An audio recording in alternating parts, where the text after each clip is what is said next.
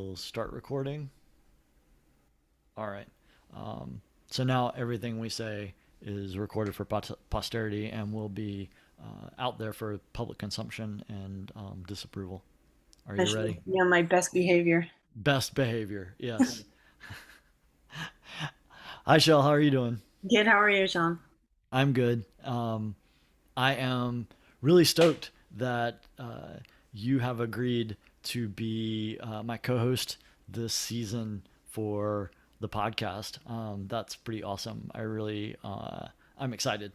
I think it's going to be fun. How about I'm you? excited because I definitely don't get to talk to you enough between practices and league staff calls and events. So I'm pretty pumped about that. Yeah, we only talk like several times a week, so yeah, this will be another one for the month that we get Yes. to do. Awesome. This is the first episode of the new season. We're entering into the preseason, and traditionally we would be starting preseason, opening PitZone up for coaches to begin registration on September 15th, and we're delaying that a little bit. We're going to push that to October 1st. And the reason being is that we are transitioning to a new league director, and we just needed to give some space for a lot of things to happen without the added issues of opening pit zone and those sorts of things. So we wanted to talk briefly about kind of what coaches can do now, because I've already seen on the forum what can I do before pit zone opens, and what do I got to wait on, and I want to be very clear on that so that people don't end up having to do things twice, because there are some things that if you did them now, as soon as pit zone opens up, you'd have to do them again, and I really don't want to anyone to have to go through doing the same thing twice when they don't have to. So for official opening, coach registration will begin on October 1st, and student athlete registration in Pit Zone will begin on October 15th. What this means for coaches is that right now you can go into Pit Zone, and any of the trainings that are biannual, those level one, level two, level three coach trainings, those you can do now, no problem. If you've re-upped WFA, or if you have done OTBS 101 outdoor and you want to do the OTBS 101 indoor, those can all be done right now. The things that you need to wait until Pit Zone opens up are the participation agreement, the coach license fee, the background check, concussion training, and NICA philosophy and risk management. If you do those prior to October 1st, whenever Pit Zone opens again, you will find that you've got to do those again. And really, some of those are really important, like the background check. That's, costs money. So just wait until after October 1st or October 1st to get that one done so that you don't end up having to pay twice. The other thing to kind of let you kind of see is that when you go into your pit zone, if there is a requirement that is going to be expiring this year, this season, it will be highlighted in yellow. So like when I go in, my my WFA will be highlighted in yellow because it will be expiring in the towards the end of 2023, I believe. So that gives you a heads up. So if it's going to expire that season, if it's in yellow, you need to be addressing that. And then anything in red has expired and needs to be dealt with immediately. The nice thing about those things that have expiration dates that are kind of occurring in the season, once you're about 30 days away from your expiration date, you'll get an auto generated email. Once you get that email, you can actually go in and do that then. You don't have to wait for it to expire. It just has to be within 30 days of it expiring for you to just do it and get credit and apply that. So those are some of the things to kind of be aware of with Pit Zone. This change in Pit Zone occurred last season where things are expiring on the calendar year, not just with the beginning of the season. It used to be everything reset at the beginning of the season. You had to go in and redo it. But this kind of is a little bit of a learning curve to make sure that you're doing it. And team directors and head coaches, you need to be really, really, really kind of aware of this and going into those coaches' profiles and looking at their license status so you can see anything that might be expiring this season so you can help them remember it. The other thing that I want to bring to everyone's attention is level two and level three coaches. So if you've been a level two or a level three coach for 3 seasons, then you've got CEUs that are going to be due. And for level two coaches that have been level twos for 3 seasons, you have 3 CEUs that you'll have to get before you will actually be able to be licensed at level 2. And level 3, you have 9 CEUs that you'll need before you can complete the level 3 licensure this year if you've been a level 3 licensed coach for 3 seasons. I will be sending out information on different places that you can go to do that. One of the easy ones is that if you're level 3 and you haven't done level 1 or level 2, that license level video training that's in our learning management system, you can do those and get, I believe it's 6 or 7 total credit hours for just doing those 2 videos. They're kind of able to be done every 2 years. So that will get you a big chunk. And then there's other places that you can go to get CEUs as well online. So that's really important that you be aware of that, because you'll kind of be stuck if you haven't been thinking about that and you don't have any way of getting anything accomplished. That will kind of set you back in being a fully licensed level 3 or level 2 coach. And so those key dates again were October 1st for coaches to begin registration and October 15th for student athletes to begin registration. And October 15th will be the opening day of preseason. And preseason will last from October 15th through November 30th. And this year we'll be able to have 6 preseason events. I'm going to include links to those approval forms for those 6 events. Those are going to be things like skills practices, like a trail work day, any kind of get together with your team that involves being on the bike or being around a mountain bike trail. Those will need to get that approval beforehand. And Shell, I think you've got a couple of preseason grit events that you sort of wanted to put on everybody's radar as well. Yeah, we're gonna have 3 preseason events, kind of like last year. There's one on October 29th at Dark Mountain will be the first one. That's 2 weeks after student athlete registration opens in PitZone. So we'll definitely want to try to get information to student athletes right away for that first event to make sure they don't miss out on that. The second one will be November 5th at Medoc Mountain State Park. And the third one will be December 3rd at Lake James State Park. So we'll also be sending out information to grit coaches on all of those events. Cool. Another kind of couple of dates to be cognizant of. November 30th is when preseason ends, and that's also the deadline for team registration. So we will be sending out that team approval form that all returning and new teams will need to fill out so that we've got that information. This year, we are requiring that the head coach and the team director be fully registered and licensed in PitZone before we will approve those team forms. We've had issues in the past 2 seasons of head coaches and team directors not being fully licensed in PitZone up until we even had a team show up at the first race, and that was in 2020. The first race, they showed up, and the head coach had never completed registration, and so that's a real issue that we want to address. So you need to at least be fully registered. Now, this doesn't mean that you have to be fully registered at the level 3 or level 2 license that you're supposed to have for your team, just that you're working towards that prior to the opening of the season on December 1st.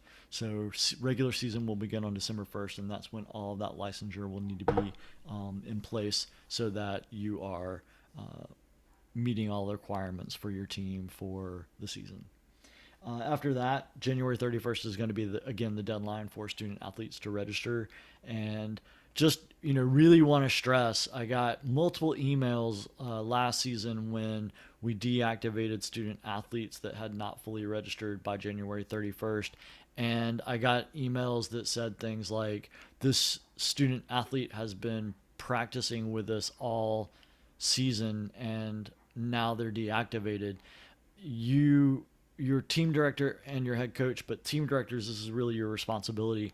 Be making sure that every student athlete that's arriving for their second practice or more is listed as practice ready in PitZone. They can participate one time with a waiver, and after that, they have to be practice ready if they're participating with your team. So make sure that that's happening so that you're not going to get caught in that awkward situation of a student athlete being deregistered because they didn't complete registration even though they have been participating with your team. That's not a situation we want to put any student athlete in, so we want to make sure that doesn't occur again. The other realistically is we just need to make sure that everyone is being very vigilant about coaches and the fact that an adult can participate one time only forever. Like not once per season without being registered as a coach, but one time as an adult participating with the team, not fully registered as a coach. And then after that, they must be fully registered. And if they are not registered in PitZone, then a level 3 coach, preferably the head coach or the team director, has to accompany that person at all times. They cannot be left on their own. They have to have a coach escort at all times.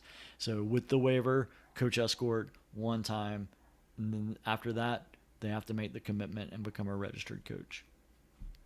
We do have a couple of changes in registration fees.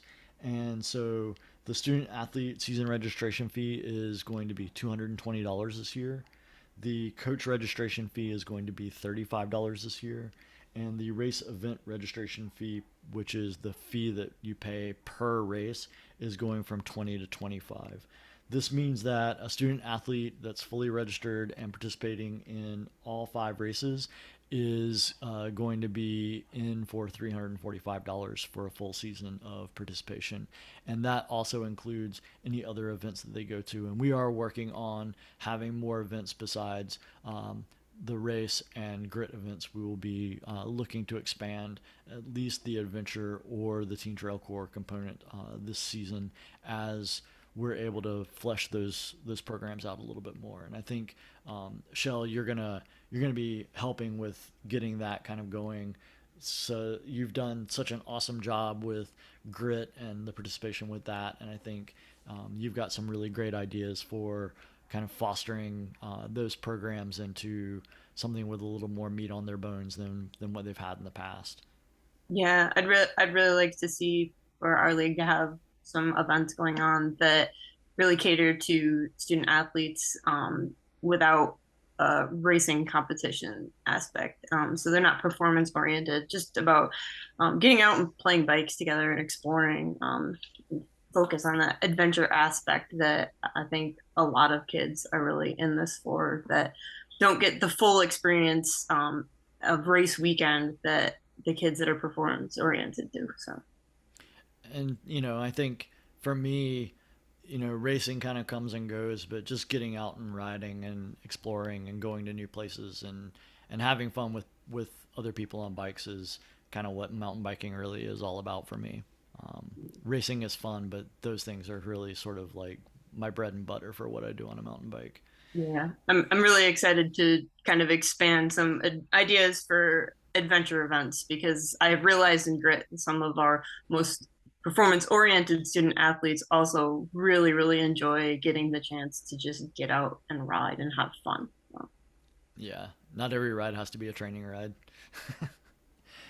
Also, like kind of a big reveal, I guess, for this season that I'm excited about. I'm nervous about, but I'm excited about it. Is that we are expanding from 5 races to 6 races, and so what we're looking at is a 5 race uh, series that teams will participate in 4 of those races, and then there will be a 6th race that will be a state championships that will be something for student athletes to qualify to participate in. I think I'm saying that right, or did we decide that it was going to be 5 races and then qualifying for a sixth? I can't quite remember. I think, but I'm not completely certain that it's supposed to be every team gets to participate in five, and then those that qualified to participate in the state championship will then participate in that sixth. All right, all right. So thank you for keeping me straight. I might be wrong, but Yeah. Anyway, it's going to be a true state championship. In the past, we've had things that we just called state championships that were just the last race, but this really will be a true state championship where there's a qualification process, and then those qualified riders are able to participate and race, and it will be sort of that 1 day state champion event. That's over and above the series event, sort of like there's the World Cup overall winner, and then there's the World Championships winner, and very rarely are they both the same person. But Nino Schurter seems to somehow be able to do that, even at the ripe old age of what, like 38. So that gives me hope. um, cool. Is there anything else you wanted to bring up as we kind of embark on the next season of North Carolina NICA? um, I don't know, but I'm excited to see how this season goes. Now that we've had a race season under our belt again, after COVID and expanding to have more races, it's gonna be a neat season. I think it's gonna be good. Pretty excited. Well, it it wouldn't be it wouldn't be a true NICA podcast without a dad joke. So, why do ducks have tail feathers? Why? To cover their butt quack. I feel like Maddie might have told me that in pre-K, actually. So that one's for Maddie. I didn't get that from her. I think Golden gave me that one. So my wife gave me the dad joke for this podcast. Awesome.